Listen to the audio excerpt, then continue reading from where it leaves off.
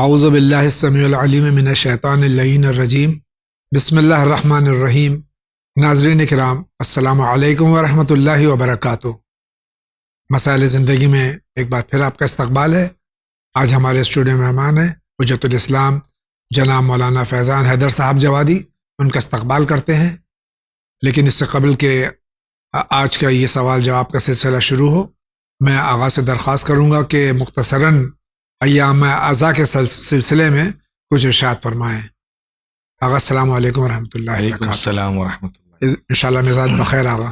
الحمدللہ۔ ایام اعضاء ہیں، یقیناً 11 محرم کے بعد زیادہ مصیبتیں اہل بیت علیہ الصلوۃ والسلام اسرائے کربلا پر جو مظالم ہوئے ہیں، جی ان کا تذکرہ تو مجالس میں ہوتا رہتا ہے، لیکن مختصراً ان ایام کی جو اہمیت ہے اس سلسلے میں آپ کچھ ارشاد فرمائیں۔ بسم اللہ الرحمن الرحیم۔ جیسا کہ آپ نے بھی کہا اور اشارہ کیا کہ در حقیقت یہی وہ ایام ہیں جو اہل بیت علیہ السلام پہ زیادہ سنگین، جی بے شک، اور وہ استقبال اعضاء کے جو 10 دن ہیں، اس کے بعد اگر دیکھا جائے تو یہ وہ ایام ہیں، یہ وہ دن ہیں کہ جب اہل بیت علیہ السلام کی نوامیس، ان کو اسیر بنایا گیا، ان کے اوپر مظالم ڈھائے گئے، ان کے اوپر ظلم کیا گیا۔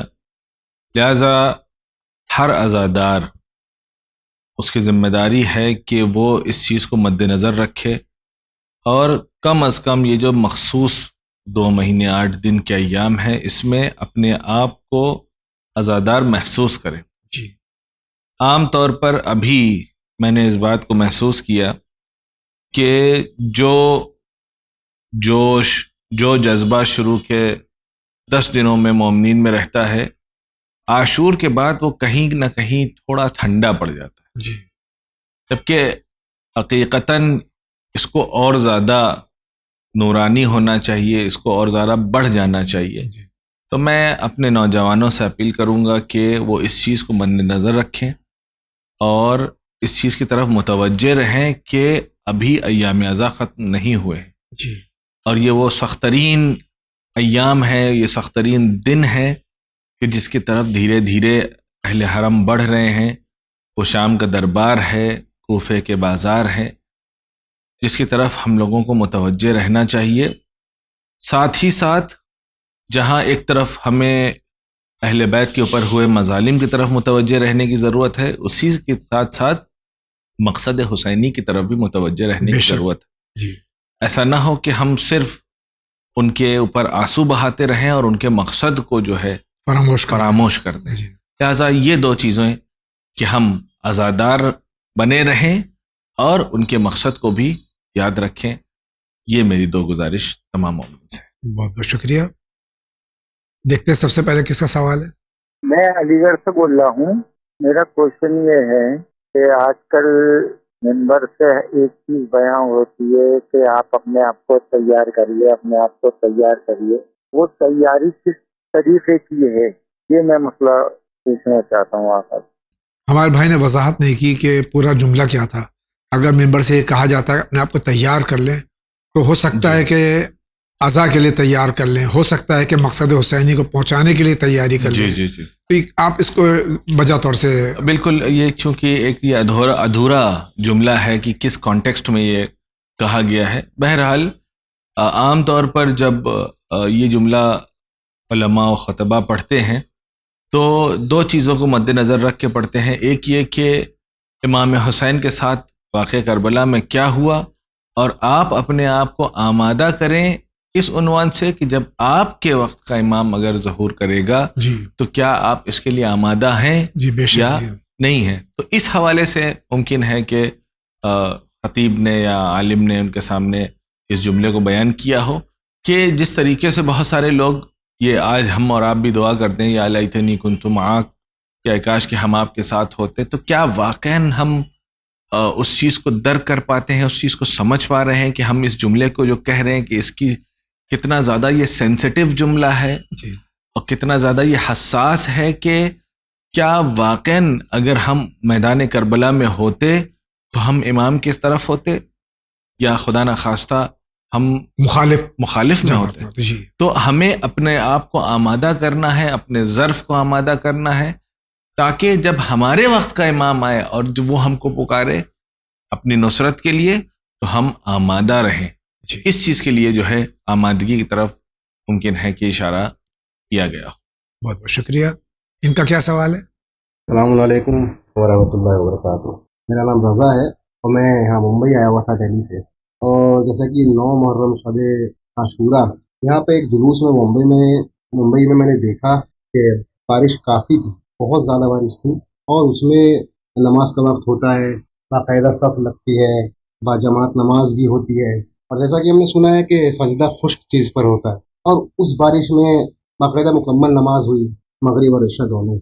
مولانا صاحب نے نماز پڑھائی، مولانا صاحب کا نام نہیں لے سکتا، باقاعدہ نماز بھی ہوئی، جماعت بھی ہوئی. تو کیا یہ سجدہ یا کہ نماز ٹھیک رہی ہے؟ جبکہ بارش میں نماز ہو رہی ہے، پوری باڈی طرح نماز مکمل ہوئی.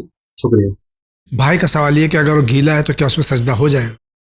دیکھیے، یہ ان کے ذہن میں یہ سوال کہاں سے ہے میں اس کا اندازہ نہیں لگا پا رہا ہوں، لیکن سجدہ اگر آپ مسائل کو دیکھیں گے تو سجدے کے سلسلے میں یہ کہا گیا ہے کہ ان چیزوں پہ سجدہ کرنا صحیح ہے. جی ان کا سوکھا ہونا، گیلا ہونا، اس میں اس طریقے کی کوئی قید نہیں ہے. جی کہا گیا پتے پر جو کھائے نہیں جاتے ہیں جی اس کے اوپر آپ سجدہ کر سکتے ہیں، تو آپ اس کے اوپر سجدہ کر سکتے ہیں.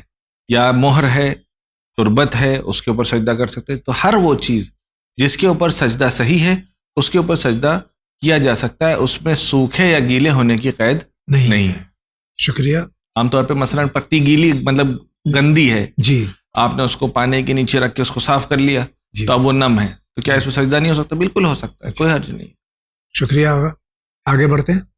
السلام علیکم. میرا نام سید ریاض حسین جعفری، میں ناگپور شہر سے بول رہا ہوں. اگر آپ کی خدمت میں ایام اعضاء کے چند سوال ہے. مجلس کی کیا معنی ہے؟ نمبر 2، عزا اور عزاداری کا کیا مطلب؟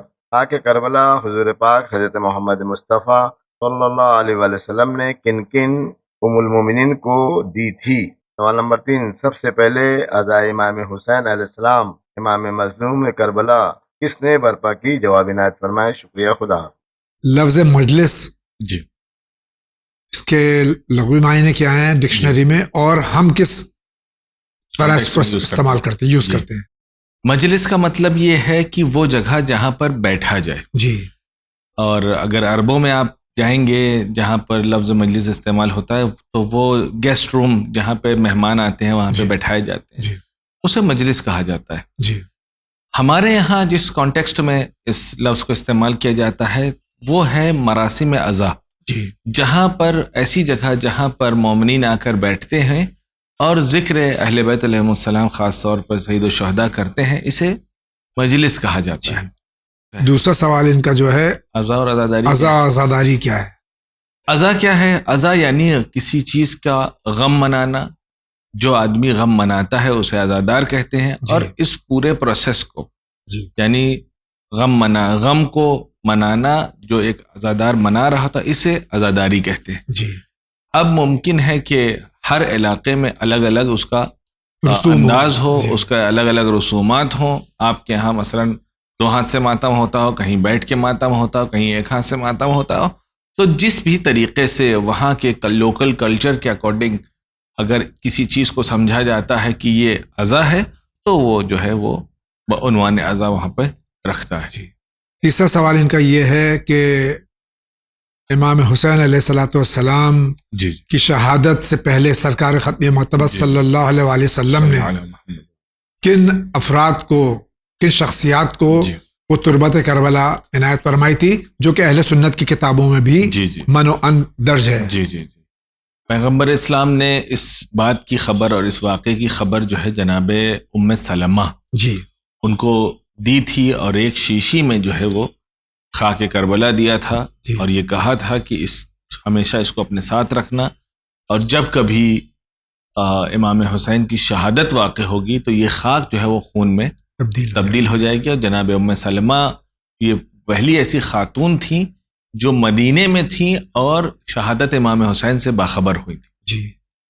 اس کے علاوہ جو بھائی کا آخری سوال ہے کہ عزاداری پہلی مرتبہ مجلس کہاں ہوئی اور کب ہوئی، تو جب اہل حرم کو یہ فرمان دیا گیا کہ اب انہیں آزاد کیا جا رہا ہے، دربار شام سے فرمان آیا، تو جناب امام سجاد نے جناب زینب کے کہنے پر دربار سے جو ہے درخواست کیا کہ ہم کو 3 دن تک عزا منانے کی اجازت دی جائے، اور پہلی مرتبہ ذکر حسین اور عزاداری امام حسین اور مجلس حسین دمشق میں برپا ہوئی، جہاں پر اہل بیت نے پہلی مرتبہ کھل کر کے امام حسین کا ذکر کیا اور وہاں پر گریہ کیا۔ ان کا مقصد یہ بھی ہو سکتا سوال کا جی، کہ شہادت سے پہلے سب سے پہلے عزا کس نے کی؟ تو کیا سرکار سب سے ختم پہلے مرتبہ؟ جی سب سے پہلے آپ یہ بھی کہہ سکتے ہیں کہ جیسے ہی جناب امام حسین کی ولادت ہوئی، جی اسی وقت جناب جبرائیل نے آ کر کے امام حسین کی شہادت کی خبر سنائی، تو یہ بھی فریقین کے کتابوں میں پایا جاتا ہے کہ جہاں پر حضور نے گریہ فرمایا۔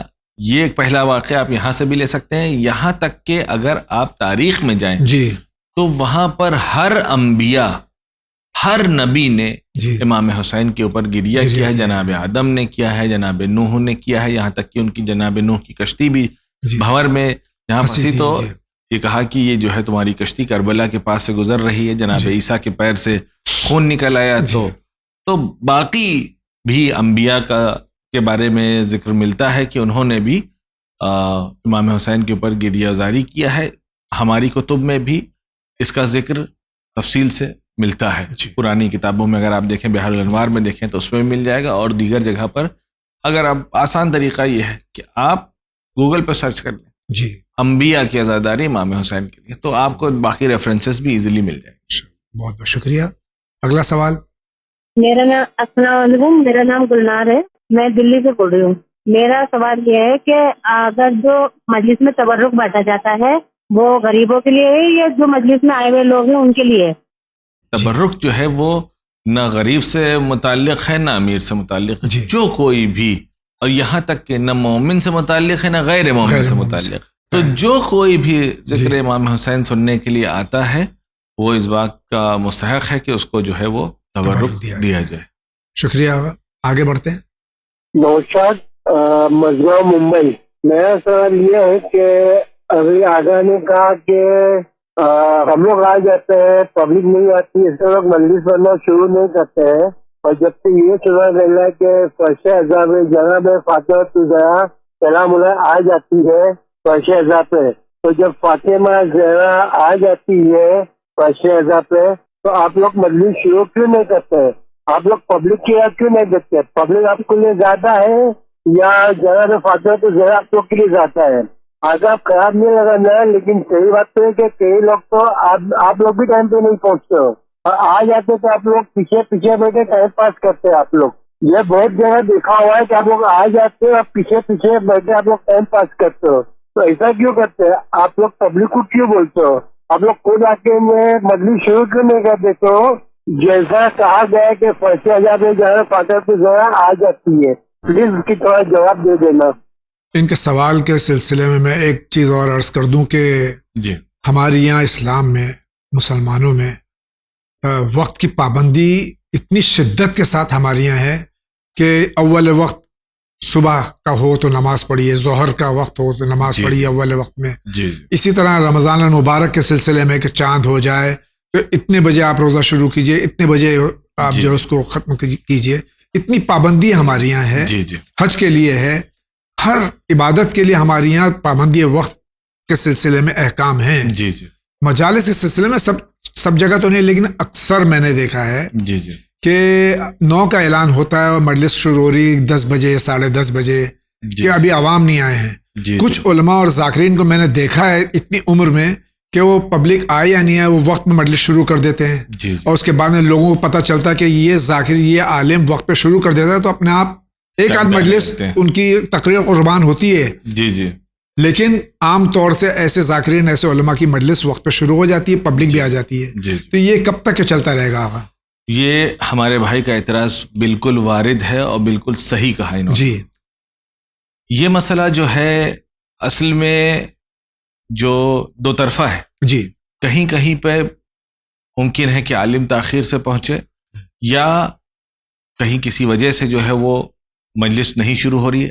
جہاں تک مجلس کے شروع ہونے کا مسئلہ ہے جی وہ اختیار میں ہوتا ہے بانی مجلس کے. جی کبھی کبھی جو بھائی نے بھی اشارہ کیا کہ آپ لوگ پیچھے بیٹھ کے ٹائم پاس کر رہے ہوتے ہیں, تو اصل مسئلہ اکثر یہ ہوتا ہے, 90% مسئلہ یہ ہوتا ہے جی کہ آپ وہاں پہنچ گئے ہیں لیکن آپ کو بیٹھایا ہوا ہے. جی. ایسا نہیں, دیکھیے جب مجلس کسی نے رکھی ہے جی تو آپ کو پڑھنے کے لیے جب کہا جائے گا تبھی آپ پڑھ سکتے ہیں, جی کہ آپ خود سے آپ کے اختیار میں وہاں پہ نہیں ہوتا ہے. جی تو وہاں پر اگر آپ وقت پہ پہنچ بھی گئے ہیں اور آپ جانے کے بعد کہیے کہ بھائی وہ وقت تو ہو گیا ہے مجلس, ارے حضور ابھی تو 5 آدمی آئے ہیں, ابھی رک جائیے, ابھی 10 آدمی آئے ہیں تو رک جائیے, تو ممکن ہے کہ بہت ساری وجوہات کی بنا پر یہ تاخیر ہوتی ہے. حالانکہ بہتر یہ ہے جو شان مجلس ہے, جیسا کہ بھائی نے بہت ہی حساس بات کی طرف اشارہ کہ میں بھی اس بات کا قائل ہوں, جی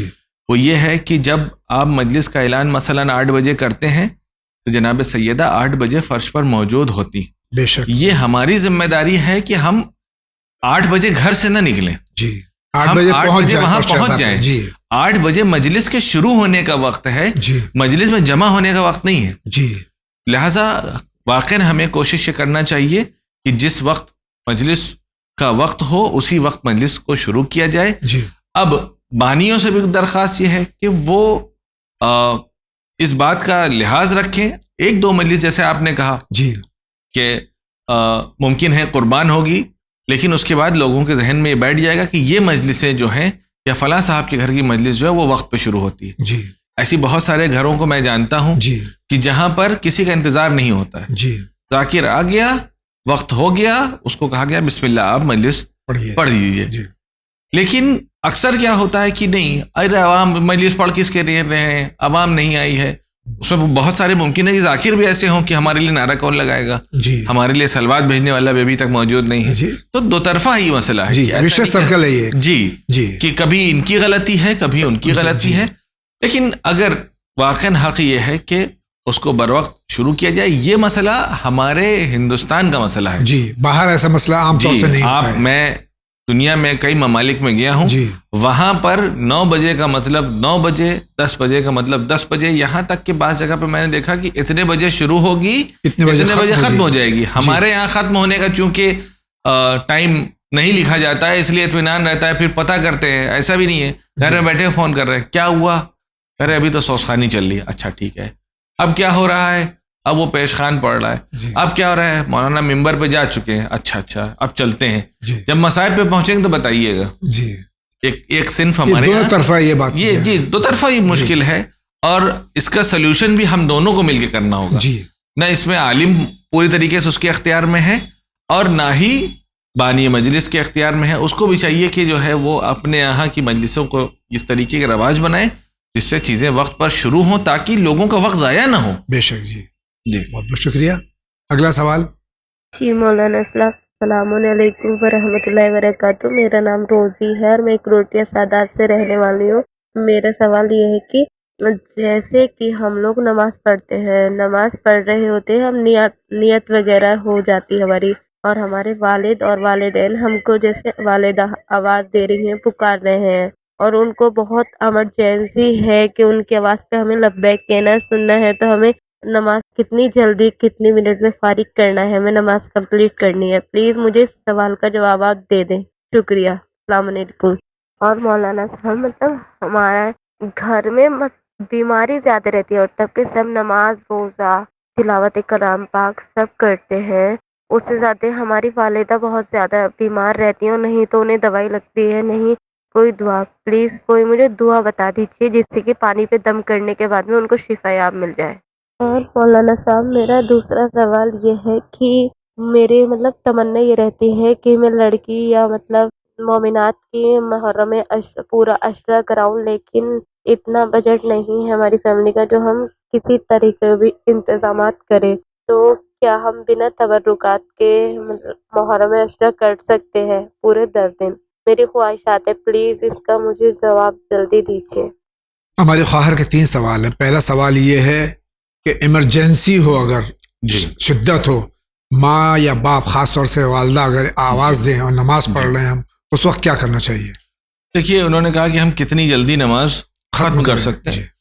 اگر آپ اپنے تمام واجب ارکان کے ساتھ جتنی جلدی نماز پڑھ سکتی ہیں آپ پڑھیں. نماز انشاءاللہ صحیح ہے. آپ جی قبول کی میں گارنٹی نہیں لوں گا، میں اپنی نماز کی بھی قبولیت کی گارنٹی نہیں لے سکتا. میں احکام کا مسئلہ ہوتا ہے یہ صحیح ہے کہ نہیں صحیح. جی تو میں کہہ رہا ہوں کہ آپ اپنے ارکان کو، تمام تر جو ارکان واجب ارکان جو 5 ہیں، آپ اس کو صحیح سے اگر انجام دیتی ہیں، آپ تیز پڑھنے والی ہیں، کوئی مشکل نہیں ہے. آپ کی نماز صحیح ہے، اسٹرکچر اس کا جی صحیح ہے، انشاءاللہ کوئی مشکل نہیں ہے. لیکن آپ نماز توڑ نہیں سکتی جی چونکہ والدین کی اطاعت واجب ہے اور اس وجوب کا دینے والا خود خدا ہے. جی یہ کہیں کہ ہم اس کو توڑ کے چلے جائیں اور دوسرے واجب کو انجام دے دیں تو یہ توڑنا جو ہے کیونکہ گناہ ہے. اس لیے آپ جلدی نماز کو ختم کر لیں. اور ویسے بھی نماز جو بہت اطمینان سے بھی اگر آپ پڑھیں گے تو 4 رکعت نماز وہ 3 سے 4 منٹ میں ختم ہو جاتی ہے. جی اور بعض ایسے بھی ہیں جو 2 منٹ میں بھی ختم کر دیتے جی ہیں. جی جی تو دونوں کام کیا جا سکتا ہے. یعنی آپ ارکان، واجب ارکان کو جلدی جلدی انجام دے کر کے آپ اپنی نماز کو مکمل کر سکتے ہیں. دوسرا سوال یہ کہ گھر میں ان کے بیماری کافی رہتی ہے، والدہ بہت بیمار رہتی ہیں، جی جی. علاج و معالجہ بھی ہو رہا ہے، تو اس کے سلسلے میں کوئی وظیفہ چاہتی ہیں؟ ایک جملہ خواہر نے کہا، میں اس کی طرف میرا من کر رہا کہ میں تھوڑا اشارہ کروں. انہوں نے یہ کہا، اور اکثر ہم مومنین کے دل میں یہ رہتا ہے کہ ہم نماز بھی پڑھتے ہیں، واجبات بھی انجام جی، دیتے ہیں، پھر اور بھی اس کے بعد جو ہمارے یہاں جی ایسا کیوں ہوتا ہے. تو سب سے بڑی مثال اس کی یہ ہے کہ ہم آج ایام اعزاء میں بے شک جی جب یہ مصائب اور یہ تکلیف خود اہل بیت علیہم السلام کے گھر آ سکتی ہے تو ہم تو ناچیز سے بندہ خدا ہیں. ہمارے یہاں اگر یہ مصیبت آئی تو کیا آئی. جی تو بہرحال یہ اللہ کی طرف سے ایک امتحان ہوتا ہے کہ جہاں پر اللہ اپنے بندے کا ٹیسٹ لیتا ہے کہ دیکھیں کہ اس کا ظرف کتنا ہے، اور یقیناً اس امتحان کے ذریعے سے انسان کے درجے کو اللہ بلند سے بلندتر کرتا ہے. جی بیمار اگر ہے تو وہ سورہ حمد کے سلسلے میں تلاوت کرے اور اس کو جتنا زیادہ پڑھے گا تو انشاءاللہ اس سے بھی اس کو شفا یاب ہو جائے گا. رزق میں اگر مسئلہ ہے تو پھر آپ سورہ واقعہ کی تلاوت کریں عشاء کے بعد، انشاءاللہ آپ کے گھر میں کبھی بھی رزق کی جو ہے تنگی نہیں ہوگی انشاءاللہ. اگلا سوال. السلام علیکم ورحمۃ اللہ وبرکاتہ. مولانا صاحب جاوید، میں کرناٹک علی پور سے بات کر رہا ہوں. میرا یہ سوال ہے، کربلا میں لشکر یزید کا لشکر کتنے لاکھ آیا تھا، اور شہدائے کربلا میں یعنی علی اکبر نے، قاسم نے، اور محمد نے، حر نے، حبیب نے، مولا حسین نے کتنے لاکھ یزیدی لشکر کو شہید کیا، اور کتنے لاکھ ابھی کربلا میں ڈٹے تھے جو حرم کو قیدی بنا کے کربلا کے 11 محرم کو لے گئے اور شام غریبہ میں خیمے جلایا. کتنی لاکھ کی فوج ابھی کربلا میں بچی تھی جو شام غریبہ میں بیبیوں کے اسباب لوٹ کے خیمے جلاتے اور 11 محرم کو قیدی بنا کے ان کو کربلا سے لے گیا. پلیز یہ سوال کا جواب دیجیے اور سلام.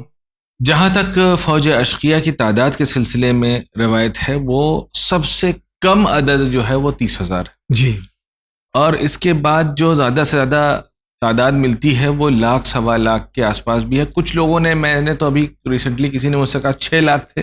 9 لاکھ تک بھی سنی ہے. اچھا، آپ نے 9 تک جی پہنچی، جی میرا ابھی تک 6 لاکھ تک میرے پاس پہنچی. جی جی تو یہ کچھ زیادہ ہی ایگزاجریشن ہے، ایسا نہیں ہے.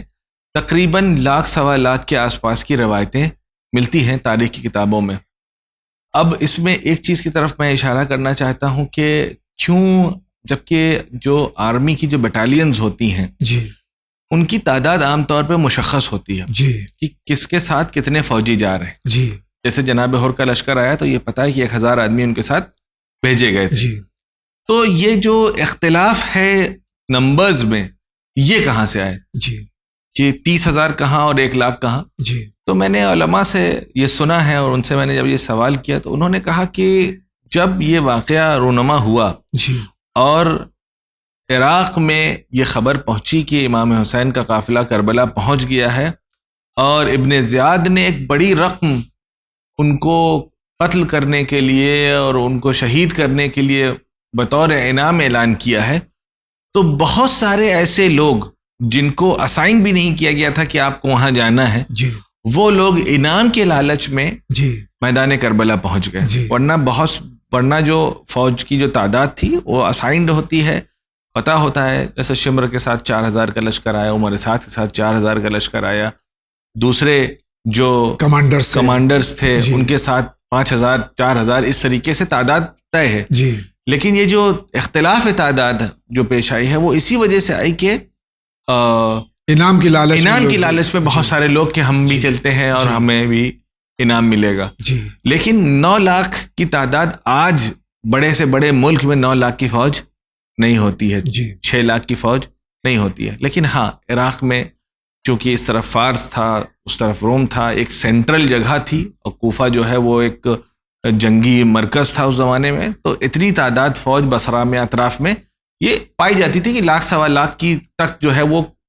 اور دوسرا سوال ان کا یہ کہ کس شہید نے کتنے لوگوں کو واصل جہنم کیا؟ اس میں مستند روایات میں اور تاریخ کی جو کتب ہے مقاتل میں کافی تعداد ملتی ہے کہ ان لوگوں کو فنار کیا گیا. ہر شہید کے بارے میں ملتا ہے کہ فلاں شہید نے مثلا کسی نے 20 کو, کسی نے 50 کو, کسی نے 100 کو قتل کیا. لیکن جو بھائی نے دوبارہ سے کہا کہ کتنے لاکھ لوگوں کو قتل کر دیا, تو نہیں, ایسا نہیں ہے. اور ہم کو معجزے کے آئینے سے ہر چیز کو نہیں دیکھنا ہے, بے شک. اور لیکن بہرحال بنی ہاشم کی شجاعت جو ہے وہ مشہور رہی ہے. اور خود اگر آپ کو اس کے بارے میں دیکھنا ہے تو نہج البلاغہ میں امام علی کے جو خطوط ہیں اس میں جو خط حاکم شام کے نام پہ لکھا ہے, تو انہوں نے اس بارے میں اشارہ کیا ہے کہ ابن عبد المطلب جو ہے وہ اپنی شجاعت کے لیے اور اپنی تلواروں کے لیے مشہور تھے. اور خود میدان کربلا میں بھی مختلف مقامات پہ ایسا ملتا ہے کہ جہاں پر فوج اشقیہ کسی نہ کسی صحابی کی شجاعت کو دیکھ کے ڈر گئے ہیں. جی. اور بے ساختہ جو ہے سامنے والے نے عمر سعد سے جملہ ہے کہ تم فلاں کی شجاعت کو دیکھ کے ڈر گئے ہو, تم وہب کی شجاعت کو دیکھ کے ڈر گئے ہو کہ جب عباس آئیں گے تو کیا ہو. جی. تو آپ سوچئے کہ اتنی بڑی فوج ہونے کے بعد بھی یہ خوفزدہ تھے, اور تقریباً ہزاروں کی تعداد میں دشمن جو ہے وہ فنار کیے گئے ہیں. جی, بہت بہت شکریہ. آگے بڑھتے ہیں. بامبے میں ہوں بھائی مجھے خالی یہ چیز جاننا تھا بڑے بھائی کہ میرے کو وضو میں نہیں رہ سکتا ہوں, میں باتھ روم نماز میں جاتا ہوں میں, تو مجھے حرارت ہو جاتی ہے کہ بھائی, اور بوندیں پڑ جاتی ہیں, تو اس کے لیے کیا کرنا چاہیے بھائی؟ وہ میری نماز, میں ہر چیز سے پھر محروم ہو جاتا ہوں, دماغ میں وہ فطور آ جاتا ہے, تو کیا کرنا ہے اس میں؟ ان کا آخر کا جملہ مجھے جو ہے وہ وہی وہ پرابلم مسئلہ وہی ہے کہ ان کے بقول ان کے میں نے ان کا نقل کر رہا ہوں کہ فطور دماغ میں آ جاتا ہے, ان کو شک ہو جاتا ہے کہ وہ باقی ہے نہیں. اصل جو مسئلہ ہے وہ ممکن ہے کہ بیماری بھی یقیناً ہو سکتی ہے, لیکن اصل مسئلہ ان کا وسواس کا ہے, جس کی وجہ سے یہ ان کو ذہن میں ہمیشہ یہ خیال پیدا ہوتا ہے کہ میرا وضو باقی ہے کہ نہیں ہے, کہ ٹوٹ تو نہیں گیا, کہ کیا ہوگا. تو ان کو اپنے اس وسوسے کی طرف توجہ دینے کی ضرورت نہیں ہے, اور نماز کو کوشش یہ کریں کہ اگر یہ مسجد تک جاتے ہیں گھر سے تو اتنے عرصے میں ان کا وضو باقی نہیں رہ پاتا ہے, تو کوشش یہ کریں کہ گھر پر ہی نماز پڑھیں. مراجع نے اس کی طرف اشارہ بھی کیا ہے, اور ایسی بیماریاں ایسا نہیں ہے کہ صرف ایک آدمی کو ہوتا ہے, یہ کافی رائج ہے. تو توضیح مسائل میں مختلف طریقے بھی بیان کیے گئے ہیں, یہاں تک کہ یہ بھی کہا گیا ہے کہ آپ اپنے جانماز کے پاس ایک وضو کا لوٹا یا ایک ظرف رکھ لیں جس پہ آپ وضو کریے اور فوراً اپنی نماز کو وہیں پر پڑھ لیجئے. 2 منٹ کا وقفہ ہے اور انشاءاللہ نماز آپ کی صحیح ہو جائے گی. شکریہ آغا. آگے بڑھتے ہیں.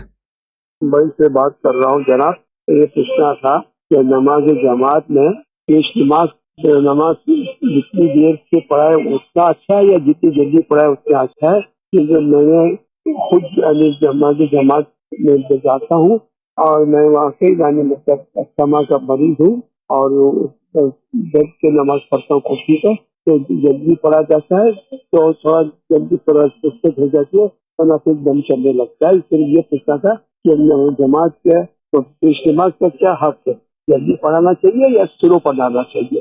شکریہ. عام طور سے علماء سے سنا ہے کہ جب فرادہ نماز پڑھو تو لمبی تفصیل نماز سے پڑھو، پڑھو. تفصیل جی. سے پڑھو، اس میں لمبی نماز پڑھو. جی. لیکن جماعت کے لیے یہ حکم ہے کہ جی امام جماعت جو ہے وہ بہت کم وقت میں جماعت کی نماز پڑھائے. جی یہ بالکل کہاں تک ایسا صحیح ہی. ہے؟ اس میں جو بات آپ نے کہی کہ دیکھیے نماز ایک ایسا فریضہ ہے جو بندہ اپنے خدا سے رابطہ قائم کرتا ہے. جی تو اگر اسے جی چاہ رہا ہے کہ اسے اپنے خدا سے بہت دیر تک مناجات کرنی ہے، راز و نیاز کرنی ہے، تو وہ فرادہ نماز تفصیل سے پڑھے، جی طولانی سجدے کرے. جی 3 مرتبہ جو ذکر سجدہ ہے وہ 1 مرتبہ عام طور پہ سبحان ربی الاعلیٰ کہہ کے سر اٹھا لیتے ہیں، تو اس کو آپ 3 مرتبہ پڑھیں. یہاں تک کہ مستحب ہے کہ 7 مرتبہ پڑھیں، کوئی جی. مشکل نہیں. جی جتنی دیر تک آپ، خاص طور پہ پروردگار کو سب سے اچھا جو رکن نماز کا پسند ہے وہ سجدہ سجدہ ہے. ہے، بے شک. آپ جی. اپنے سجدوں کو طولانی کریں، کوئی مشکل نہیں. لیکن جب آپ نماز جماعت پڑھا رہے ہوتے ہیں بعنوان عالم، بعنوان پیش نماز، اس میں مستحب یہ ہے کہ آپ نمازیوں کا اور مأمون کا جو ہے وہ خیال رکھیں. جی اس میں دیکھیں کہ اس میں بوڑھے کتنے ہیں، جوان کتنے. اگر جوان ہیں آپ اطمینان سے پڑھائیے، لیکن اگر اس میں کوئی ایسے بوڑھے ہیں جو زیادہ دیر تک کھڑے نہیں رہ سکتے ہیں، زیادہ دیر تک اگر وہ پڑھتے ہیں تو ان کی سانس پھولنے لگتی ہے، تو خود پیغمبر کی سیرت میں یہ ہے. جی ایک واقعہ ملتا ہے کہ ایک بچہ جو ہے وہ مسجد میں نماز جماعت ہو رہی ہے اور ایک بچہ، شیرخوار بچہ جو رو رہا ہے. جی اس دن پیغمبر نے بہت تیزی سے نماز پڑھائی. جی تو صاحب نے کہا یا رسول اللہ خیریت تو ہے، کیا وجہ ہو گئی کہ آپ نے اتنی جلدی نماز پڑھائی؟ کہا کہ میں ایک بچے کے رونے کی آواز سن رہا تھا جس کی ماں جماعت میں تھی، جی اور خدا کو یہ پسند نہیں ہے کہ کسی وجہ سے ایک معصوم جو ہے وہ جی پریشان ہو. جی لہٰذا اگر امام جماعت کو یہ چاہیے کہ وہ حال معمومین کو مد نظر رکھتے ہوئے نماز کو پڑھائے. جی. اگر ضعیف لوگ ہیں تو کوشش کریں کہ جلدی پڑھائے، جی اور اگر جوان ہیں تو اطمینان سے پڑھائے، کوئی مشکل نہیں. شکریہ. آگے ان کا کیا سوال ہے؟ آقا السلام علیکم. آقا میں نماز پڑھنے کے لیے آگے بڑھتا ہوں، میں کچھ لوگوں سے قرضہ لیا. آقا نماز پڑھنے کا ارادہ بنا تھا، دوسری نماز کے قریب جاتا ہوں تو آقا وہ قرضے کا خیال آتا. کیا قرضہ پہلے ادا کرنا چاہیے کہ نماز پڑھنا چاہیے؟ یہ میرے دل میں خطر تھا. میں نماز پڑھنے کے لیے آگے کھڑے ہوتا ہوں، میں کو قرضے کا خیال آتا. میری نظر میں قرضے پہلے ادا کرنا چاہیے. یہ بات صحیح ہے؟ خدا حافظ. آقا ان کی نظر میں قرضہ ہے، ان پہ تو قرضہ پہلے ادا کرنا چاہیے، نماز بعد میں پڑھنی چاہیے. اللہ کی نظر میں کیا ہے؟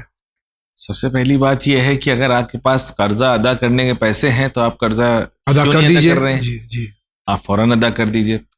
اور اگر آپ کے پاس پیسے نہیں ہیں تو کم سے کم نماز تو پڑھیے. جی اصل مسئلہ یہاں پہ اب یہ ایک جملہ ہے اور اس کے بعد احکام یہ کہتا ہے کہ کچھ چیزیں آپ کے پر واجب ہیں ٹائم لیمٹ کے ساتھ، جی جس میں سے نماز ایک ہے. جی روزہ اس کا ٹائم معین ہے.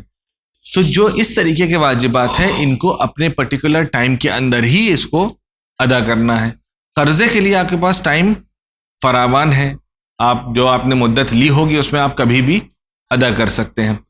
تو یہ سوچ کر کہ ہمارے قرضے کا ذہن میں آ جائے گا، کم سے کم نماز میں جائیے، ہو سکتا ہے کہ اللہ جو ہے اس کا انتظام کر دے بے شک اور آپ کا قرضہ بھی ادا ہو جائے. جی چونکہ یہ بہرحال اولا ہے. جی بہت بہت شکریہ. آپ کا کیا سوال ہے، فرمائیے.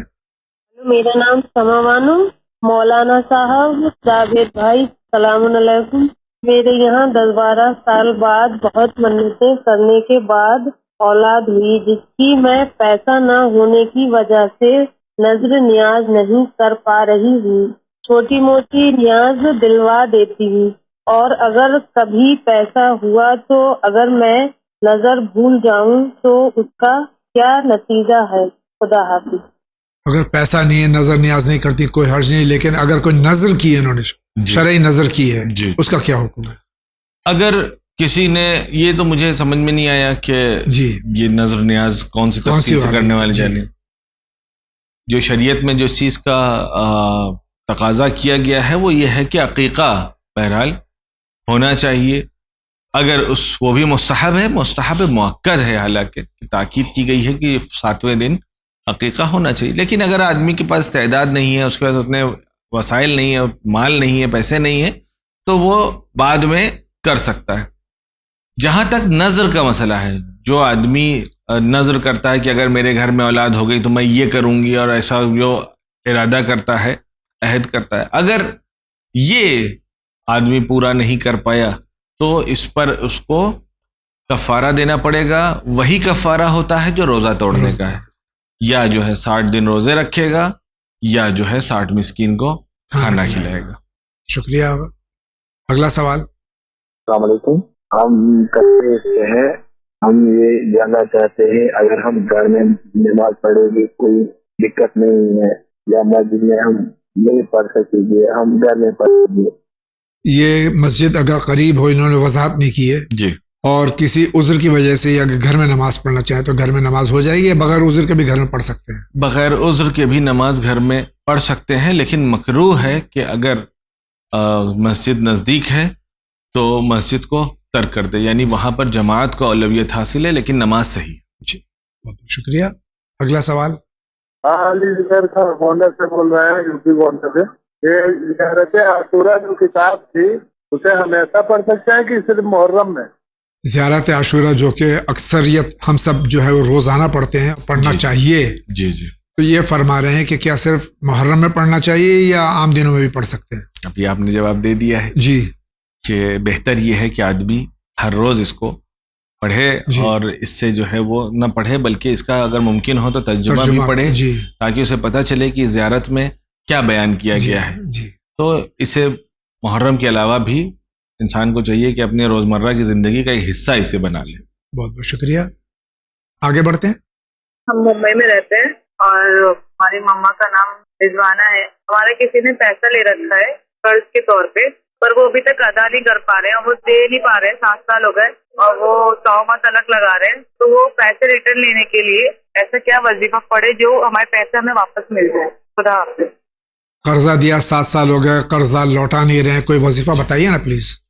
دیکھیے, سب سے پہلی شرط جو ہے قرض دیتے وقت, اکثر میں یہ کہتا ہوں کہ دیکھیں لینے سے پہلے دینے کی شرائط جان لیں. جی, دینے کی شرائط یہ ہے کہ آپ جب آپ قرض کو دیتے ہیں یعنی آپ کے پاس اتنا ایکسس ہے کہ آپ اسے دے سکتے ہیں. جی, لیکن جب مانگنے کی باری آتی ہے تو آپ مانگنے کے لیے سامنے والے کے اوپر زور زبردستی نہیں کر سکتے, حالانکہ سامنے والے کی ذمہ داری یہ ہے کہ وہ ادا کرے. جی, آپ مانگیں گے نہیں لیکن اس کو ادا کرنا ہے. جی, تو اس چیز کا بہرحال خیال رکھتے ہوئے کہ اگر ایسی کوئی سچویشن آ گئی تو کیا ہوگا, اس چیز کو مد نظر رکھتے ہوئے ہی قرض دیں. جہاں تک قرض کا ادائیگی کا ہے یا قرض واپس وصول کرنے کا ہے, تو اس سلسلے میں امام صادق کے پاس ایک صحابی آتے ہیں, اور آنے کے بعد وہ بیان کرتے ہیں کہ کیونکہ صاحب حیثیت تھے اور جیسے جیسے مسلمان اور مومنین ان سے قرض مانگتے گئے وہ دوسروں کو قرض دیتے چلے گئے. لیکن جیسا کہ ہمارے خار کے ساتھ بھی یہ مسئلہ پیش آ رہا ہے کہ جب واپس مانگنے گئے تو وہ اب ان کو واپس مل نہیں رہا ہے. تو انہوں نے امام سے درخواست کی کہ مولا کوئی راستہ بتائیے جس سے کہ جو میں نے قرض دیا ہے, کیونکہ اکثر یہ مسئلہ ہماری سوسائٹی میں پایا جاتا ہے, یہ مجھے واپس وصول ہو جائے. اس سلسلے میں امام نے ایک دعا بیان کی ہے کہ میں ٹیم سے گزارش کروں گا کہ وہ اسکرین پر جو ہے مومنین کے لیے چلا دیں تاکہ وہ اس کو دیکھ لیں, اور اصول کافی میں بھی اس کا ذکر ہے. اس واقعے کے ساتھ یہ دعا بھی امام صادق سے منقول ہے. انشاءاللہ جو دعا آپ کی اسکرین پر آ رہی ہے اس کو آپ نوٹ کر لیجئے گا اور اس کو آپ پڑھیے گا, تو انشاءاللہ آپ کا قرض جلد از جلد آپ کو مل جائے گا انشاءاللہ. شکریہ آغا. اگلا سوال. السلام علیکم, میں مدھیہ پردیش سے بول رہی ہوں. میری 2 بیٹیاں ہیں. میری ایک بیٹی بہت اچھے سے رہتی ہے, چھوٹی بیٹی ہے, اس کو ذرا تکلیف ہے, اس کے سسرال والے اس کے ساتھ اچھا سلوک نہیں کرتے ہیں. میں یہ چاہتی ہوں کہ اپنے شوہر کے ساتھ پیار محبت سے رہے اور اس کا شوہر اسے محبت کرنے لگے اور اس کا بھی دل سسرال میں لگا رہے اور دونوں میاں بیوی میں بہت محبت ہو. مجھے کوئی ایسی دعا یا وظیفہ بتا دیجیے جو میں کر سکوں. شکریہ. مختصر کر دوں, میاں بیوی میں الفت اور محبت کے لیے کوئی وظیفہ چاہتی ہیں؟ دیکھیے, اس کے لیے سب سے پہلی چیز جو ہے وہ یہ ہے کہ یہ سمجھنے کی ضرورت ہے کہ یہ فاصلے آئے کہاں سے. جی. چونکہ جب نئی نئی شادی ہوئی ہوتی ہے تو محبت بالآخر اللہ نے ایک فطری چیز ہے جو زوجین کے دل میں ہوتی ہے. جی. اب اگر یہ محبت دن بدن کم ہو رہی ہے تو اس کے اسباب کو دیکھنے کی ضرورت ہے, ریزنز کو دیکھنے کی ضرورت ہے. یہ محبت ہوئی کم کیسے؟ جو محبت پہلے دن اتنی زیادہ تھی وہ دھیرے دھیرے وہ اس نوبت تک آئی کیسے؟ تو پہلے تو میں اس سے پہلے کہ میں کوئی ذکر یا کوئی دعا بتاؤں, سب سے پہلے میں گزارش کروں گا کہ ان اسباب کی طرف توجہ دیں کہ جس کی وجہ سے یہ دوریاں آئی ہیں. جی. اگر شوہر کا کوئی تقاضا ہے, شوہر کی کوئی ڈیمانڈ ہے, شوہر کسی چیز کو پسند کرتا ہے, تو کوشش یہ کریں کہ شوہر کے اس تقاضے کو پورا کریں. جی. جب شوہر کے آپ بات کو مانیں گی, اس کے تقاضے کو پورا کریں گی, تو جو ہے وہ خود بخود یہ محبت ایجاد ہو جائے گی. ایک چیز. دوسری چیز یہ ہے کہ ممکن ہے کہ شوہر واقع نامعقول, جی, نالائق ہو, اور وہ ہر طریقے سے جو ہے وہ اس کو یہ اس بات کا خیال, یعنی امیچور میں کہوں گا, جی, کہ جس نے شادی تو کر لی اس کو یہ نہیں پتا کیوں کی ہے. جی. تو ایسے مسئلے کے لیے ایک ذکر ہے یا مانعو. جی. اس ذکر یا مانعو کو روزانہ واجب نمازوں کے بعد 161 ٹائمز 161 مرتبہ جی. اس کو روزانہ پڑھیں. انشاءاللہ یہ جو مسئلہ ہے وہ انشاءاللہ حل. بہت بہت شکریہ. آپ کیا کہنا چاہ رہے ہیں, فرمائیے. السلام علیکم, میں جموں اینڈ کشمیر سری نگر سے بول رہا ہوں, خادم حسین. میرا سوال یہ ہے, غسل جنابت یا اور کوئی غسل کے بعد نماز, صبح کی نماز پڑھی جائے گی یا نہیں, پڑھ سکتے ہیں یا نہیں؟ خاص طور سے غسل جنابت کے بعد میں جی نماز, کوئی بھی نماز پڑھ سکتے ہیں نہیں, یا اس کے ساتھ میں اضافہ کر دوں کہ غسل جنابت باقی ہے ابھی, جی, کیا وضو کرنا صحیح ہے؟ غسل دو قسم کے ہیں. جی. ایک جو واجب غسل ہے, جی, ایک مستحب غسل. جی. آغائے سیستانی, آغائے خامنئی, آغائے خوئی اور دیگر مراجع کے ہیں, سب کے ہاں جو واجب غسل ہے یہ بدل از وضو بھی ہوتے ہیں. جی. غسل مس میت ہے, غسل جنابت ہے, دیگر غسل جو خواتین سے متعلق ہے یہ بدل از وضو بھی ہیں. اگر یہ واجب غسل کیا ہے تو اس کے بعد وضو کرنے کی ضرورت نہیں ہے, لیکن غسل جنابت کے بعد وضو کرنا جائز ہی نہیں ہے. جی. یعنی اگر کوئی وضو کرتا ہے تو اس نے گویا معصیت کی ہے, جی, ایک حرام کام میں مبتلا ہوا ہے. دوسری بات مستحب غسل.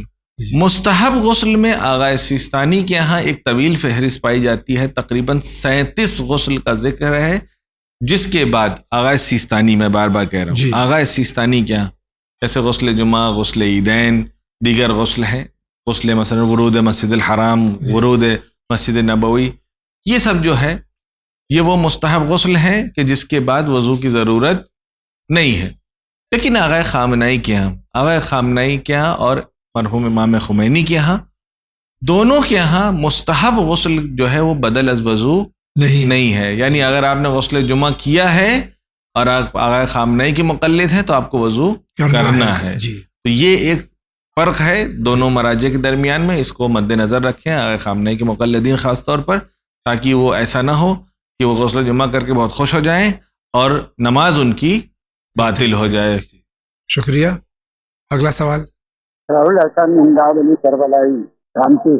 میرا سوال یہ ہے کہ اگر کوئی بڑا عالم کسی جگہ جا رہا ہے اور وہاں مسجد کی ٹرسٹ ہے اور مسجد میں آپ ایک ہفتہ پہلے کوئی پروگرام کر رہے ہیں, تو کیا وہ اجازت لینا ضروری نہیں ہے؟ اب بڑا عالم ہو یا چھوٹا عالم, یہ تو میں نہیں کہہ سکتا کون بڑا عالم کون چھوٹا عالم. عالم عالم ہے بہرحال. جی جی. اگر کہیں جا رہا ہے ایک ہفتے پہلے تو کیا اس کو اس مسجد یا مرکز میں اجازت لینا ضروری ہے؟ دیکھیے, سب سے اہم بات یہ ہے کہ مسجد جو ہے وہ وقف کی جگہ ہوتی ہے, کسی کی ذاتی جگہ نہیں ہوتی ہے. جی. اور واقف جو ہوتا ہے, یعنی جس نے مسجد کو وقف کیا ہے, اس نے کچھ کرائیٹیریا بنائے ہوتے ہیں, یا جو وہاں کی جو مینیجنگ کمیٹی ہوتی ہے اس کے اختیار میں کچھ چیزیں ہوتی ہیں, جیسے کہ مجلس کس کی ہونی ہے, اس کی ٹائمنگ کیا ہوگی, یا اس ٹائم اگر آپ مسجد کو استعمال کر رہے ہیں تو اس کا ہلدیہ کتنا ہوگا. جی. اگر یہ چیز معین ہے جی. کہ آپ مسجد استعمال کرتے ہیں تو آپ کو مثلاً آپ مجلس اگر رکھیں گے تو آپ کو ہدیہ دینا ہے، یا کوئی پروگرام رکھیں گے تو آپ کو مسجد سے اجازت لینی ہے. تو اگر یہ کوئی قانون وہاں پر ہے تو بنا اجازت کام نہیں کیا جا سکتا. لیکن اگر مسجد عمومی جگہ ہے اور وہاں پہ ایسا کوئی قانون نہیں ہے اور وہاں پہ کوئی ایسا پروگرام بھی مثلا نہیں ہو رہا ہے جہاں، تو اگر کوئی آدمی جیسے خود سے گیا ہے نماز پڑھنے کے لیے، تو ہر چیز کے لیے جا کے متولی سے اجازت نہیں، میں دوڑ کر نماز پڑھ سکتا ہوں کیا؟ نہیں، کیونکہ مسجد ہے ہی نماز کی جگہ. جی.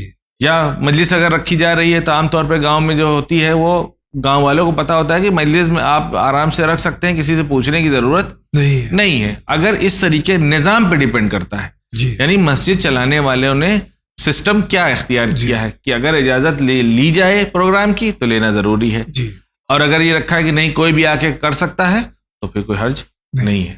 شکریہ. ان کا کیا سوال ہے دیکھتے ہیں. السلام علیکم، میرا نام ممتاز فاطمہ ہے، میں کشمیر سے ہوں. ہمارے گھر میں بہت ساری پریشانی اور لڑائیاں ہوتی ہیں اور ہمارے گھر میں قرضہ بہت چڑھتا جاتا ہے دن بر دن، اور میرے پتی کو غصہ ہی بہت آتا ہے. اس کے لیے کیا کرنا چاہیے؟ شکریہ. ظاہر معاشی پریشانی جب ہوتی ہے انسان پریشان ہوتا ہے تو غصہ بھی آتا ہے. دو سوال ہے کہ معاشی پریشانی بھی ہے اور شوہر کو غصہ بہت آتا ہے. شوہر کو غصہ بہت آتا ہے تو اس کے لیے آیت قرآن ہے یا نار کونی برد و سلام علی ابراہیم. اس آیت کو پڑھ کے جتنی مرتبہ بھی آپ کے شوہر پانی پئیں یا آپ گھر میں اگر کوئی مٹکی ہو تو اس پہ پڑھ کے دم کر دیں اور اس پانی سے سب کوئی پئیں تو اس سے جو ہے وہ غصہ کم ہوتا ہے. معاشی پریشانی ہے تو اس سلسلے میں اپنے گھر کے بے خاص طور پہ خاتون سے میں کہوں گا کہ وہ اپنا ایک روٹین بنا لے کہ مغرب اور عشاء کے بعد جو ہے سورہ واقعہ کی تلاوت کریں، انشاءاللہ ان کے معاشی پریشانیاں بھی دور ہو جائیں گی انشاءاللہ. شکریہ. اگلا سوال. السلام علیکم، میرا نام سید ریاض حسین جعفری، میں ناگپور شہر سے بول رہا ہوں. اگر ایام اعظم میں چند سوال ہے آپ کی خدمت میں. حجت الاسلام والمسلمین کی خدمت میں سوال ہے کہ امام حسین مظلوم کربلا علیہ السلام کی شہادت کے پہلے 10 محرم کو کس دن سے یاد کیا جاتا تھا؟ سوال ہے کہ یوم عاشورہ کیا مظلوم امام حسین علیہ السلام کی شہادت کے پہلے بھی کہا جاتا تھا؟ جواب عنایت فرمائے. کب سے یوم عاشورہ کہا گیا؟ یوم عاشورہ کا کیا مطلب اور کیا معنی بیان فرمائے. اور ایک سوال ہے کہ حضرت عیسیٰ علیہ السلام کی شریعت میں بھی کیا یوم عاشورے کا تذکرہ ملتا ہے؟ جواب عنایت فرمائے. شکریہ، خدا حافظ. عربی زبان میں 10 کو عشرہ کہتے ہیں. جی. اسی سے شاید عاشور ہے. جی. تو یہ امام حسین علیہ السلام کی شہادت عظمیٰ کے بعد میں یہ ملقب لفظ یا شہرت لفظ عاشور کی جو ہے وہ امام کی شہادت کے بعد اس دن کو حاصل ہوئی ہے. اس سے پہلے لفظ عاشورہ یا آج کل آپ نے اور لفظ سنا ہوگا لفظ تاسوعہ، یعنی 9 اور 10. یہ جو شہرت ہے یہ شہادت امام حسین کے بعد ان ایام کو ملی ہے. اس سے پہلے اس کا کوئی ذکر اس طریقے سے نہیں ملتا ہے. دوسرا سوال جو ہے ان کا کہ یوم عاشورہ جو ہے گزشتہ انبیاء علیہ السلام کی زندگی میں ان کی شریعت میں یہ دن منایا جاتا تھا. آپ کو بڑا ہی انٹرسٹنگ لگے گی یہ بات کہ یہ جو حدیث ہے یہ ایک ضعیف السند حدیث ہے. خود میرے یہاں نہیں، ہمارے یہاں تو ہے ہی نہیں. برادران اسلام میں ایک ضعیف السند حدیث ہے اور اس حدیث کا کوئی ریفرنس صحائح ستہ میں نہیں ملتا. یعنی صحائح ستہ جو 6 معتبر جو صحیح کتابیں اہل سنت کی اس میں کہیں بھی اس کا ذکر نہیں ہے. ایک کتاب جسے شرح صحیح بخاری لکھی گئی ہے اس میں جو شارح صاحب ہیں انہوں نے اس بات کی طرف اشارہ کیا ہے. شارح یا شریر صاحب یا کیا؟ جی، شارح صاحب. شارح یعنی انہوں نے اس کی تشریح کی ہے، جنہوں نے اس کو اس کے اوپر ایکسپلینیشن دیا. تو انہوں نے یہ حاشیہ اپنی کتاب میں لگایا کہ جو ہے وہ یہی وہ دن ہے کہ جناب نوح کی کشتی کو جو ہے کنارہ مل گیا اور جناب عیسیٰ جو ہے آسمان پہ چلے گئے اور ایسا ہو گیا، جناب یونس جو ہے شکم ماہی سے باہر آ گئے. جبکہ اگر آپ تاریخ میں جائیں اور احادیث کے سائے میں جا کے مطالعہ کریں تو یہ تمام جتنے بھی واقعات ہیں یہ سارے الگ الگ تاریخوں میں ہوئے ہیں، نہ کہ سب کے سب یوم عاشور جمع ہو گئے ہیں. اس کی طرف خود زیارت عاشورہ میں بھی اشارہ کیا گیا ہے کہ یوم تبرکت بہی بنو امیہ، جی یعنی یہ وہ دن ہے کہ جس کو بنی امیہ نے مبارک بنا دیا. جی. اب ہوا کیا کہ بجائے اس کے کہ لوگ یہ کہیں کہ امام حسین کو یوم عاشور اور روز عاشور جو ہے قتل کر دیا گیا، اس کو اس طریقے سے مینیپولیٹ کیا گیا، کہا گیا کہ یہ دیکھیے جہاں اتنے بڑے بڑے عظیم کارنامے ہوئے اس دن ان کو شہادت ملی ہے. واہ سبحان اللہ، کتنی اچھی بات ہے. یعنی بجائے اس کے کہ اس کو ایک نیگیٹو اینگل سے دیکھا جاتا کہ بھائی نواسر رسول کو تشنا اور میدان کربلا میں شہید کر دیا گیا، اس کو انہوں نے ایک بابرکت اور مبارک رنگ اس کو دے دیا. تو یہ ان کے بعد کی یہ شرارت تھی جو حدیثیں گڑھی گئیں، جس کے ذریعے سے ان کی جو خرافات تھی، ان کے جو مظالم تھے، اس کے اوپر پردہ ڈالا جا سکے. انبیاء علیہ الصلوۃ والسلام میں یہ دن منایا جاتا تھا. گزشتہ انبیاء کے سلسلے میں جو مبارک کے جو میں نے ابھی آپ کے سامنے پیش کیا، جب یہ طے ہوا کہ جیسے کہ برادران کے بہت زیادہ تاکید کی جاتی ہے کہ روزے نہم و دہم روزہ رکھا جائے، جی اس لیے کیونکہ جو ہے وہ جناب موسیٰ کی شریعت میں بھی روزہ رکھا جاتا تھا اور جناب عیسیٰ کی شریعت میں بھی رکھا جاتا تھا، تو لہٰذا ان کے یہاں 10 11 12 گویا رکھا جاتا، تو ہمارے یہاں 9 یا 10 کو رکھا جائے.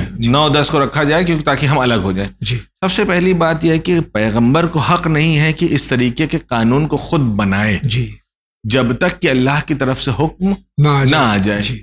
یہ کہ وہ کہے ان سے الگ ہو جائے، خود اس مضمون سے یہ پتہ چلتا ہے کہ کسی نے پیغمبر کی طرف سے زحمت کی ہے، جی کہ پیغمبر تو ارشاد نہیں فرمائیں گے، لائیے ہم ہی ارشاد فرما دیتے ہیں. جی جی. اس سے یہ پتہ چلتا ہے کہ یہ حدیث جو ہے جو پرانی امتوں سے ملانے کی کوشش کی گئی ہے، یہ گڑھی ہوئی حدیث ہے، جھوٹی ہے. جی ان کے یہاں بھی ایسی کوئی چیز نہیں ملتی ہے. کہ اگر آپ اس میں گڑھے ہونے کا ایک اور اگر گوشہ دیکھا جائے، وہ یہ ہے کہ اسلام میں جو کیلنڈر ہے وہ قمری کیلنڈر ہے، جی، اور مسیحیوں میں جو کیلنڈر ہے وہ ان کا گریگورین کیلنڈر، جی، جس میں ہر سال 10 دن میں جو ہے وہ فرق پیدا ہو جاتا ہے. تو ان کا عاشور کب ہوتا ہے، وہ کس دن روزہ رکھتے ہیں. جی. تو یہ سب قرائن ہے جس سے پتہ چلتا ہے کہ گڑھنے والے نے یہ بھی نہیں سوچا جی کہ ٹھیک سے گڑھ دیں، کم سے کم عقل ہوتی تو گڑھتا نا. جی جتنی بہرحال تھی اسی حساب سے بہرحال اس نے زحمت کی. جی آگے بڑھتے ہیں. السلام علیکم، میرا نام مسناد بیگم ہے، میں کٹک شہر سے بول رہی ہوں، اڑیسہ کے. میرا سوال ہے کہ خمس اور زکوٰۃ میں کیا فرق ہے؟ السلام علیکم.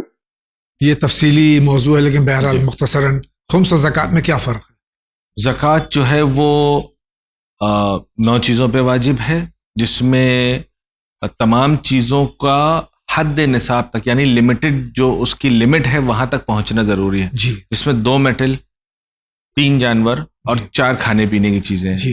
گولڈ اینڈ سلور کے کوئنز ہونے چاہیے جو رائج الوقت ہوں، کوئنز ہوں اور چلتے بھی ہوں. جی. 3 قسم کے جانور، بھیڑ، گائے یا بھینس اور اونٹ. جی. بھیڑ سے مراد یہاں پہ ایک بھیڑ بکری ہے، اس کی جو جتنی بھی قسمیں ہوتی ہیں وہ، یہ 3 قسم کے جانور اور 4 قسم کے کھانے پینے کی چیز، خرما، کشمش، جو اور گندم یعنی گیہوں. یہ ساری چیزیں جو ان کی ایک لمٹ ہوتی ہے، جی اگر اس لمٹ تک پہنچ جاتی ہیں تو ان کے اوپر زکوٰۃ واجب ہو جاتی ہے. اس میں سال کا گزر جانا نہیں ہوتا ہے. اس میں جس سیزن میں بھی آپ کے پاس اتنی چیز ہو گئی ہے، آپ کے اتنی پیداوار ہوئی ہے، لہٰذا آپ کو اس کا زکوٰۃ دینا ہوگا. لیکن خمس جو ہے وہ سال میں 1 مرتبہ، اور آپ کی چونکہ اکثر چیزیں آج جو 7 چیزیں جس کے اوپر خمس ہے وہ آج کے دور میں ممکن نہیں ہے زکوٰۃ ہے جن پہ. جی. تو صرف کل ملا کے جو ہمارے یہاں جو سیونگز بچتی ہیں، جی، اس کے اوپر خمس ہوتا ہے، وہ بھی سال میں 1 مرتبہ. جو بھی آپ کے پاس انکم ہوئی ہے آپ اس کو دل کھول کے خرچ کر سکتے ہیں، اسراف نہیں کر سکتے، خرچ کر سکتے ہیں. آخر میں جو آپ ایک دن معین کریں گے کہ یہ میں ایک تاریخ معین کر رہی ہوں، اس تاریخ پر جو بھی پیسے میرے پاس بچے ہوں گے، سیونگز میں ہوں گے، اس کا جو ہے وہ 1/5 یا 20% جو ہے بنوان خمس دیا جاتا ہے. شکریہ. آگے بڑھتے ہیں. السلام علیکم. جی میرا یہ سوال ہے، اگر کوئی بیمار ہے یا نماز کے وقت وضو کرنے سے پرابلم ہوتی ہے، کیا وہ نماز اور کیسے وضو اور کیسے نماز پڑھے گا؟ جی شکریہ. سوال کو میں واضح کر دوں کہ اگر بیمار ہو پانی مضر ہے اس کے لیے جی تو اس وقت اسے کیا تیمم سے کام لینا چاہیے؟ اگر بیمار ہے اور پانی اس کے لیے مضر ہے تو وہ تیمم سے اپنی نماز کو پڑھ سکتا ہے. شکریہ. آگے بڑھتے ہیں. السلام علیکم، میرا نام اسما طالب ہے، میں علی گڑھ سے بول رہی ہوں. میرا بیٹا ہے احمد، وہ کچھ یاد کرتے ہیں پڑھتے ہیں تو وہ بھول جاتے ہیں. مولانا صاحب سے عرض کر رہی ہوں کہ مجھے کچھ بتائیں کہ وہ یاد رہے، جو پڑھے اس کو یہ یاد رہے. ان کے بیٹے کی یادداشت کم ہے، اس سلسلے میں کوئی وظیفہ چاہتی ہیں؟ حافظے کی تقویت کے لیے چاہیے کہ وہ زیادہ سے زیادہ قرآن کی تلاوت کریں، جی اس سے بھی حافظہ بڑھتا ہے. اور اگر وہ تلاوت نہیں کر سکتے ہیں تو کم از کم بیٹھ کے حروف قرآن کو وہ دیکھیں، کیونکہ وہ اپنے آپ تو افسوس اسی بات کا ہے کہ عربی پڑھنی تک نہیں آتی تو تلاوت کیسے ہوگی. جی بہرحال اگر پڑھنی آتی ہے تو وہ تلاوت کریں، اور اگر نہیں آتی تو کم از کم قرآن کو بیٹھ کے اس کے تورق کریں، اس کو پیجز کو پلٹیں، تاکہ جو ہے وہ اس کی برکت سے، اس کے نور سے انشاءاللہ حافظہ کبھی ہو جائے انشاءاللہ. اگلا سوال. سلام جاوید صاحب اور مولانا صاحب، میرا سوال یہ ہے کہ ہم یہ جو لعنت بھیجتے ہیں، یہ لعنت شبد کا مطلب کیا ہوتا ہے؟ اور کئی لوگوں کو ایسا ہوتا ہے کہ اینیمیٹڈ سیریز دیکھنا پسند ہوتا ہے برابر، تو کیا مطلب ان میں سے میں بھی ایک ہوں، تو کیا مطلب اینیمیٹڈ سیریز دیکھنا حلال ہے یا حرام؟ اینیمیٹڈ سیریز یعنی کہ کارٹون کہہ سکتے ہیں. والسلام. پہلے دوسرا سوال لے لیتے ہیں کہ اینیمیٹڈ جو سیریلز ہوتی ہیں وہ الگ ہیں، کارٹونز الگ ہوتے ہیں، دونوں میں زمین آسمان کا فرق ہے. اس سلسلے میں ارشاد فرما دیں. دیکھیے، ساری چیزوں اسلام کسی بھی چیز کو ایبسلیوٹ طور پر نہ حرام کہتا ہے نہ کسی چیز کو حلال کہتا ہے. جہاں تک اینیمے یا اینیمیشن یا کارٹونز کا سلسلہ ہے، اگر اس میں اس کا کانٹینٹ کے اوپر ڈیپینڈ کرتا ہے کہ آپ کس طریقے کا کانٹینٹ دیکھ رہے ہیں. اگر ایسا نارمل کانٹینٹ ہے جس سے کچھ سیکھنے کو ملتا ہے تو آپ بالکل دیکھ سکتے ہیں. لیکن اگر اس میں خطرہ اس بات کا پیدا ہو جائے کہ آپ کا وقت ضائع ہو رہا ہے، کہ ابھی مثلاً بہت ساری ایسے کارٹونز ہیں جسے میں دیکھتا ہوں کہ جسے لوگ بیٹھ کے مہینوں دیکھ رہے ہیں، جی کیا ہوا کہ پتہ چلا کہ 6 سیزن کا 38واں ایپیسوڈ، جی تو اس طریقے کے اگر کوئی لت لگ گئی ہے تو بہرحال یہ شاید جائز نہ ہو. اینیمیشن جو ہے وہ تو اینیمیشن اپنی جگہ پر جائز ہے، آپ اس کو دیکھ سکتے ہیں، کوئی حرج نہیں. پہلا سوال ان کا جو تھا کہ جو لعنت بھیجتے ہیں، جو کہ اللہ نے بارہا قرآن مجید میں لفظ استعمال کیا ہے، اہل بیت علیہ الصلوۃ والسلام نے اس کو استعمال کیا ہماری زیارتوں میں ہے، یہ کہاں تک صحیح ہے؟ دیکھیے اس کا مطلب کیا ہے؟ دیکھیے، اسلام میں جو ایک بہت ہی خوبصورت چیز خاص طور پہ قرآن میں ہے وہ یہ ہے کہ جو بھی لفظ قرآن نے استعمال کیا ہے اس کے پیچھے ادب چھپا ہوا ہے. جی یعنی اگر آج کے زمانے میں لفظ کافر کو بہت برا سمجھا جاتا ہے، جی اگر اس کو لغت میں دیکھا جائے تو کافر اسے کہا جاتا ہے. یعنی کوئی یہاں اگر لغوی معنی میں جو ایک فارمر ہوتا ہے، کسان ہوتا ہے، اسے بھی لفظ کافر سے ہی استعمال کیا جاتا ہے. کیوں؟ کیونکہ وہ بیج کو جو ہے وہ خاک میں چھپاتا ہے. جی تو لفظ کافر جو استعمال ہوتا ہے اس کا مطلب یہ ہوتا ہے کہ جو کسی چیز کو چھپائے. جی یعنی اللہ کی وحدانیت کو، پیغمبر کی نبوت کو، مولا کی ولایت کو اگر کوئی اس کو چھپاتا ہے، اس کے پردہ پوشی کرتا ہے، اسے کافر کہا جاتا ہے. جی یعنی چھپا رہا ہے وہ. جی تو کوئی برا لفظ تو نہیں ہے کسی آدمی کو چھپانے کے لیے. اسی طریقے سے لفظ لعن جو ہے، لفظ لعن خدا نخواستہ گالی نہیں ہے جی کہ کسی کو گالی دی جا رہی ہے، کسی کو برا بھلا کہا جا رہا ہے، نہیں. لفظ لعن کا لغوی معنی یہ ہے کہ اللہ چونکہ رحمان و رحیم ہے، اس کی رحمت جو ہے وہ واسعہ ہے، وہ سب کے شامل حال ہوتی ہے. لفظ لعن کا مطلب یہ ہے کہ بار الہ تو اپنی رحمت کو فلاں سے دور کر دے. جی بس یہی ہے. اور اس کے مطلب کوئی برا کہہ دینا، کسی کے آبا و اجداد کو نعوذ باللہ کچھ کہہ دینا نہیں. صرف یہ کہ بار الہ تو رحمان و رحیم ہے، تو اس اپنی رحمت کے دامن کو سمیٹ لے، تو اس کے اوپر سے اپنی رحمت کو اٹھا لے. صرف اتنا سمجھ. بہت بہت شکریہ. اگلا سوال. جی السلام علیکم جاوید بھائی مولانا صاحب، میں محمد جیلی سے بول رہا ہوں. جی جاوید بھائی، میرا سوال اگر اس کی آپ وضاحت کر سکے تو آپ کی بہت بہت مہربانی ہوگی. وہ سوال دراصل یہ ہے جاوید بھائی کہ جو امام زمانہ کی غیبت ہوئی تھی، وہ تو آپ کو پتہ ہی ہوگا کہ وہ 5 سال کی عمر جب تھی تو وہ غیبت کبریٰ میں چلے گئے تھے، اور اس کے بعد پھر لوگ بتاتے ہیں کہ وہ پھر وہ آئے تھے اور انہوں نے کافی کم سے کم 30-40 سال اس دنیا میں گزارے اس سے، اور اس کے بعد پھر وہ غیبت صغریٰ میں چلے گئے، تو وہ ڈیوریشن آپ بتا سکتے ہیں کہ کتنے سال وہ ہم لوگ کے بیچ میں رہے، اور اس کے بیچ میں کیا کیا واقعات ہوئے کہ جس کی وجہ سے ان کو پھر غیبت صغریٰ میں جانا پڑا؟ کیونکہ یہ سوال کافی لوگ پوچھتے ہیں، یہاں بھی پوچھا تھا، ایران میں بھی پوچھا تھا لوگوں نے، تو اگر اس سوال کی آپ لوگ وضاحت کر سکے تو ہم سب کی نالج میں اضافہ ہوگا۔ بہت بہت شکریہ، السلام علیکم۔ پہلے غیبت صغریٰ ہے، پھر غیبت جی کبریٰ اشتباہ ہوا ہے، جی اس کے سلسلے میں ڈیٹیل چاہتے ہیں۔ دیکھیے، سب سے پہلی چیز یہ ہے کہ غیبت صغریٰ یعنی وہ غیبت جو چھوٹی تھی، جو تقریباً 73 سال کے وقفے میں سن 255 ہجری میں آپ کی ولادت ہوئی، اور 320-321 ہجری تک جب آپ نواب اربعہ کے ساتھ رابطے میں رہے، اس عرصے کو تقریباً 74 ایئرس کا جو عرصہ ہے، اس عرصے کو غیبت صغریٰ کہا جاتا ہے، چھوٹی غیبت۔ اس دوران میں جیسا کہ میرا خیال ہے کہ بھائی کا تصور یہ تھا کہ لوگوں کے درمیان میں تھے اور اس کے بعد وہاں سے کہیں چلے گئے، نہیں، ایسا نہیں تھا۔ اس درمیان میں یہ جو 70-75 سال کا جو وقفہ ہے، اس میں آپ اپنے صرف اور صرف نائب خاص، جو ان کے خاص ریپرزنٹیٹیوز تھے، 4 لوگ، نواب اربعہ جنہیں کہا جاتا ہے، ان کے ساتھ جو ہے وہ رابطے میں تھے۔